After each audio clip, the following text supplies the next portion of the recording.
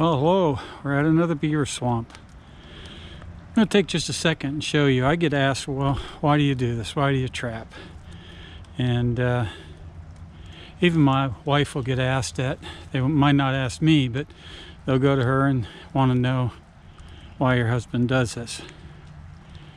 Well, here's over 80 acres of destroyed timber. Destroyed. There's no value left in this wood. As a matter of fact, the beaver are not even eating the bark because there's no value. It's dead. But they're living in here. And let's see. They're coming over to another piece of property over here.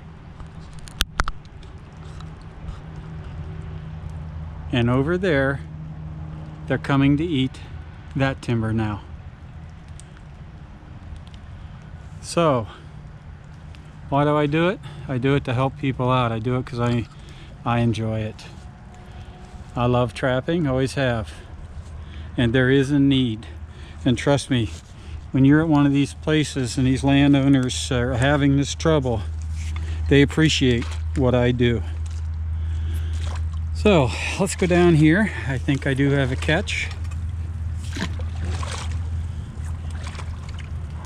What the heck?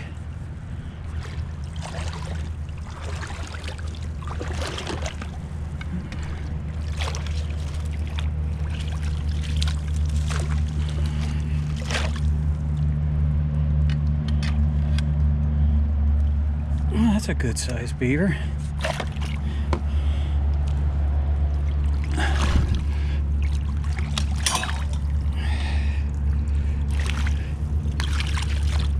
Lighter colored. I thought it was just something else on it. All this is, there's a main channel coming right down through here, and it's deep. It's 5-6 feet deep.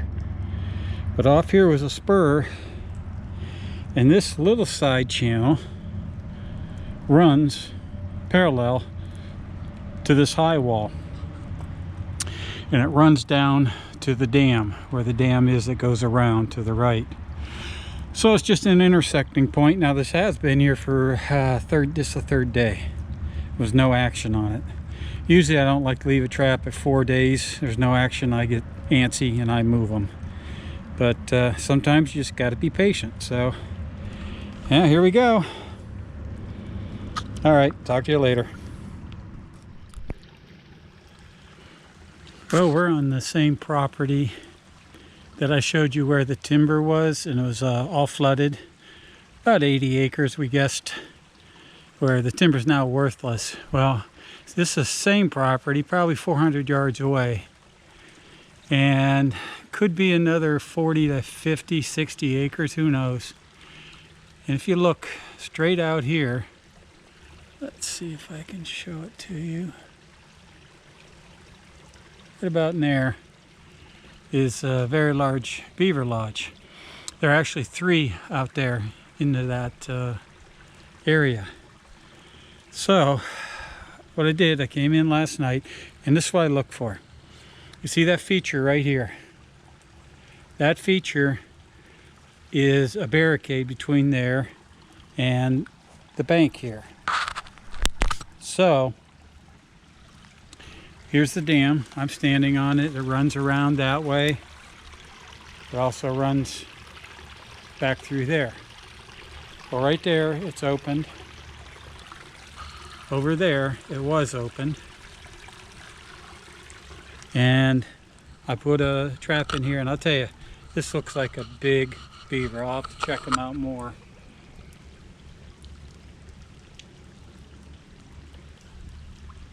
Okay. I'll show you more later. Well, here we are, just up the dam a little bit further from where I just caught that big beaver, and that thing is huge. Here, you can see right here, it wasn't real pronounced, but it's a crossover. And this is an extremely deep channel that runs down here to a secondary dam. And again, this is his property. Flooded out, timber being damaged. So I set a conibear right here, and I think it's another huge, oh, that's a tank. Good Lord. It's getting late. What am I gonna do? Oh my gosh, that thing's huge. Somebody help me. I'm too old for this. Good Lord. Man, that's a tank of a beaver. All right. That's what you get when you want to be a beaver trapper. Talk to you later. Bye. Okay, everyone, real quick here. I'm running out of light, and I'm way back in. I'm telling you, this thing's a tank. You have no idea how big. I had to float this one on the right. I got him 60 yards from here, maybe 50. I had to float him in the water. I cannot lift that beaver. And this other one was huge, but it's just a little bit smaller. But this one here, holy crap. I don't know. I hate to even try to guess. But let's just see what the tail... Yeah, this ain't gonna work. Okay, that's about 12 and a half, 13 inches. Big. Big.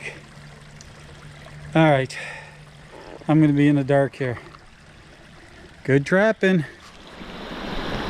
Well, one of my favorite spots here, the big dam at in the reeds. And I didn't think there was anything here, but I think I saw fur, so see if I can't fall in.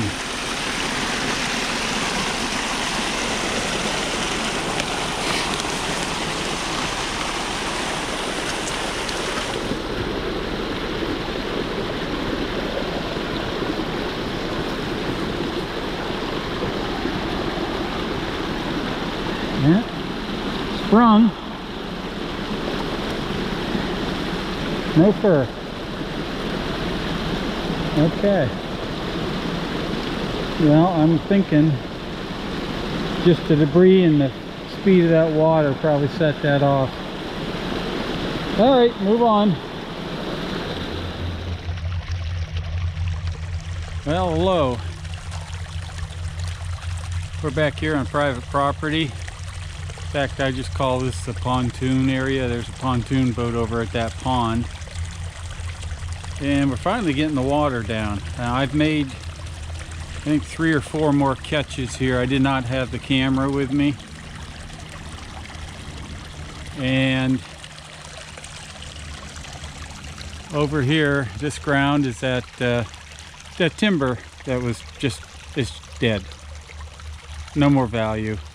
They've destroyed it, and I guess it's good duck habitat, but other than that. But here's the spot. I made a catch here once, and I've left it. I was going to pull it, but hey, I got a nice surprise here. Let's see if we can show it to you.